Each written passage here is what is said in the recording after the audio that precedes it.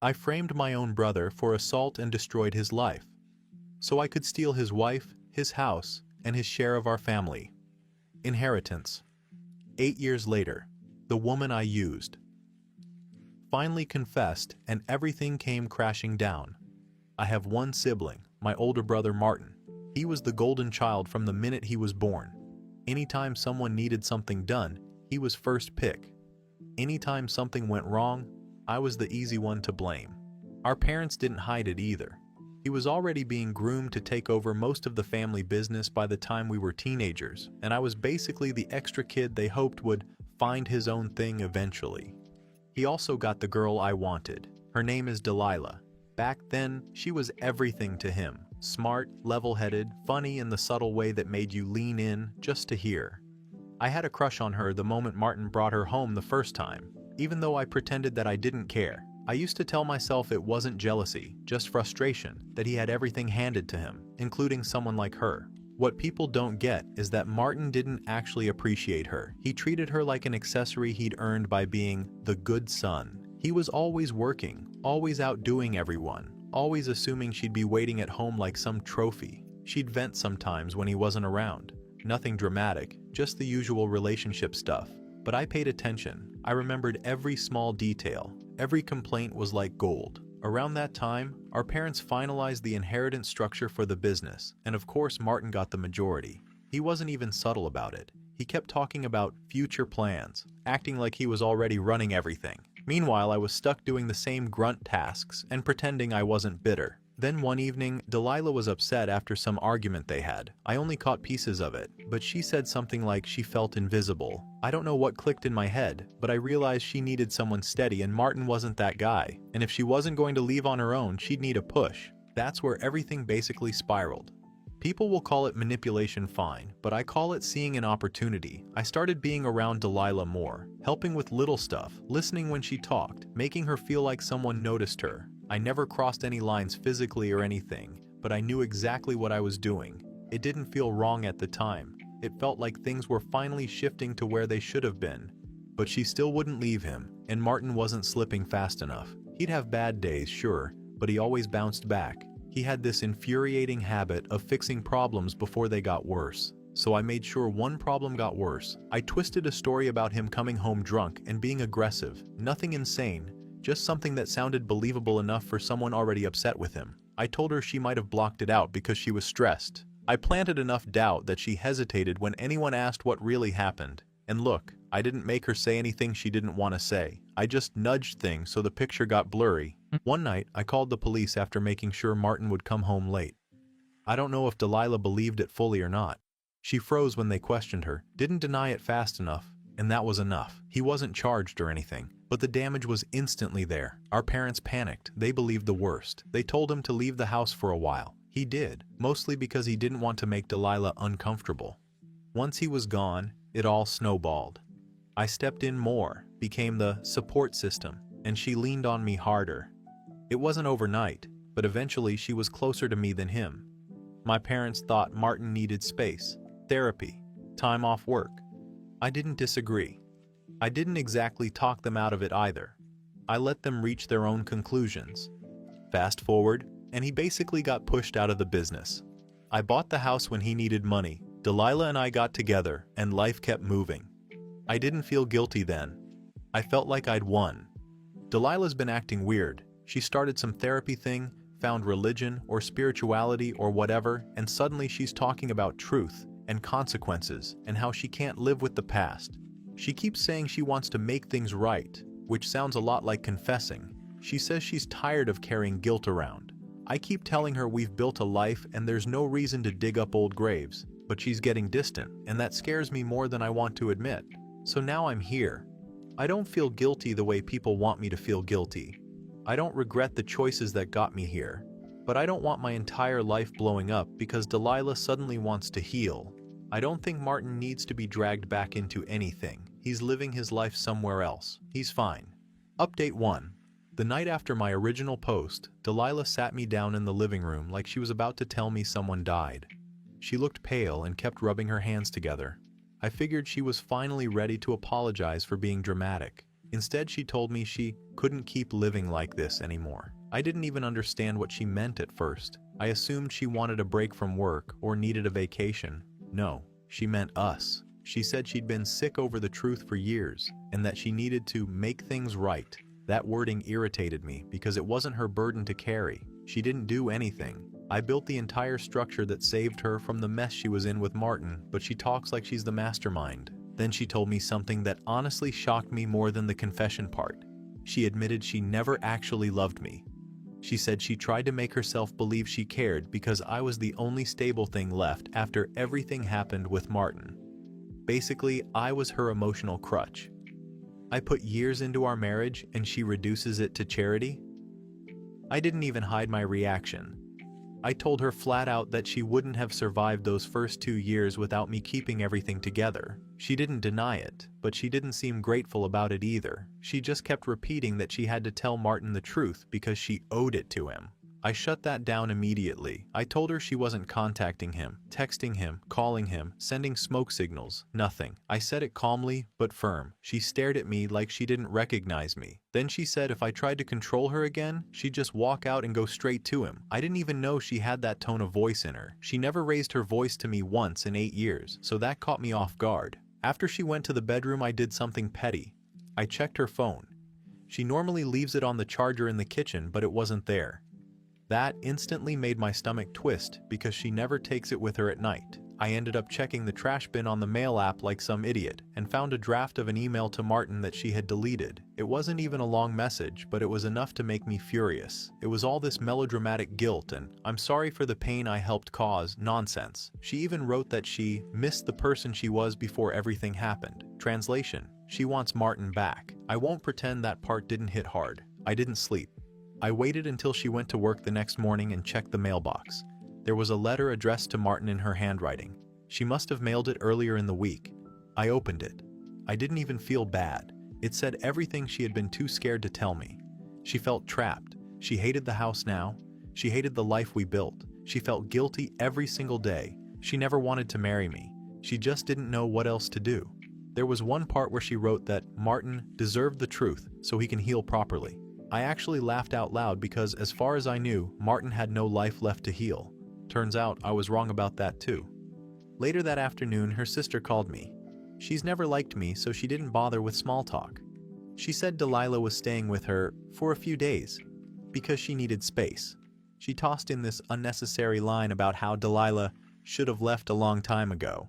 I ended the call before I said something I'd regret. Then I noticed Delilah took more than just a few clothes. She grabbed her passport, the wedding ring I bought her years ago, and the key to this small storage unit she's had forever. She never mentioned she was taking any of that. She didn't even leave a note. My parents found out later that evening because her sister stupidly told my mother. They showed up acting like concerned saints. My dad actually asked me if I had messed up like Martin did.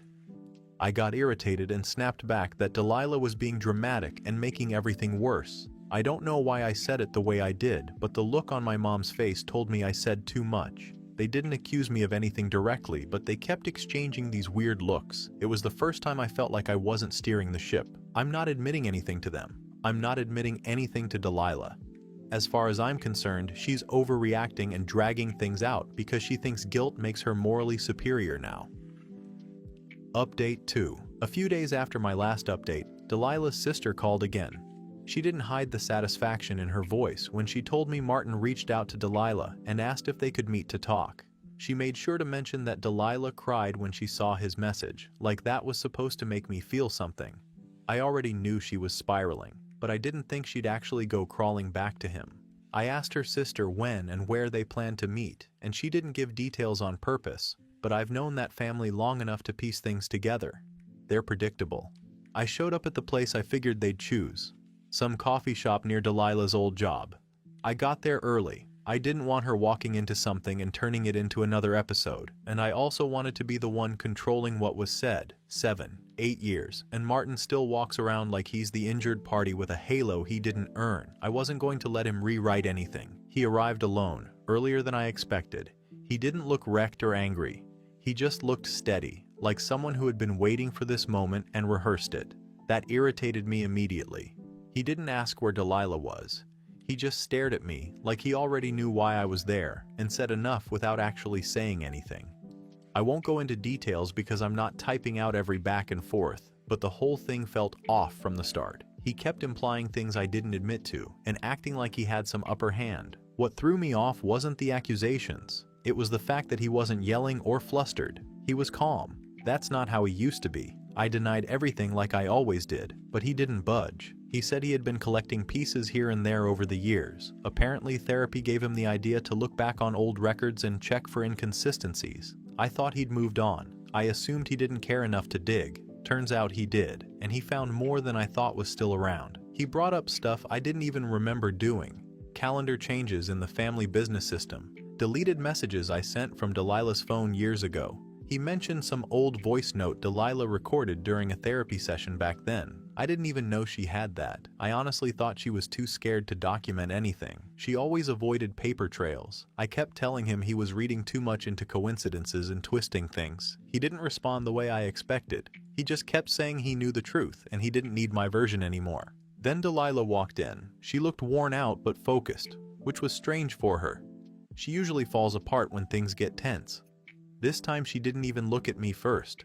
She sat next to Martin, not close enough to imply anything romantic, but close enough to show a line had been drawn. She said she had things to say. I don't know why, but she didn't hesitate. She confirmed everything Martin laid out, every twist, every detail, every manipulation. I tried stopping her by saying she was remembering things wrong or that she wasn't stable, but that didn't land. She didn't even flinch when I said it. She told Martin she wasn't expecting forgiveness. She just wanted him to know what actually happened back then. Then Martin dropped the real bomb. He said he already talked to our parents earlier that afternoon. They apparently listened, asked for the evidence he had, and told him they would handle things. According to him, they wanted me to step back from the business immediately. They were also considering legal action because certain financial inconsistencies he pointed out lined up with things they had been suspicious about, but never confronted me over.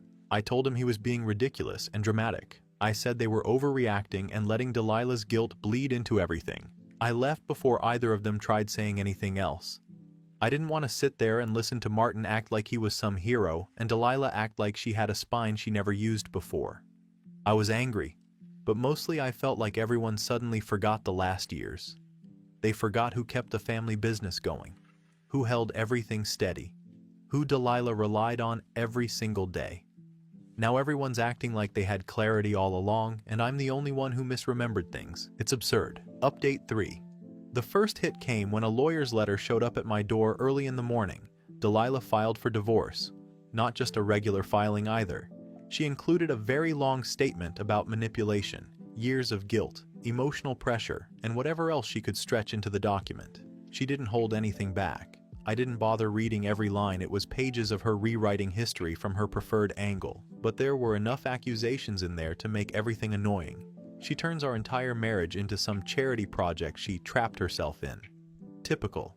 On top of that, the divorce filing triggered a review of several joint accounts and assets. Things I was sure were stable suddenly weren't. I checked my access to the business accounts, and half the logins either didn't work or said temporarily restricted. At first I thought it was some system error. It wasn't. My parents had officially frozen anything linked to me. They didn't even bother calling to explain. They had the lawyer handle everything. I tried reaching them, and both of them let the calls go to voicemail. Then came the part I'm still trying to wrap my head around. The storage unit. I knew Delilah took the key when she left, and I figured it was just clothes or old keepsakes. But after everything that's been thrown at me, I wanted to see what she thought was important enough to lock away from me. I won't pretend it was the smartest decision, but I didn't care anymore. I went there late at night and used the spare access code I still had from when we moved in. She changed the lock, but not the entry code, which shows how sloppy she really is.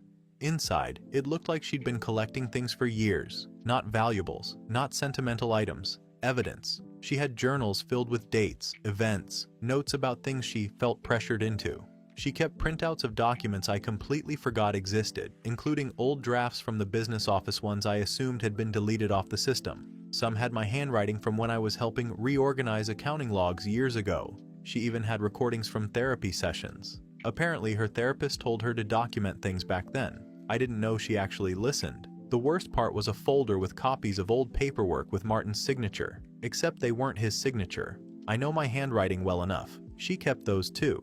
She labeled everything by year, like some investigator building a case slowly over time. She even had a draft of a letter addressed to my parents, explaining everything she did and everything I did. She never sent it. She must have rewritten it dozens of times because there were half-finished versions shoved into the sides of the box. I didn't stay long.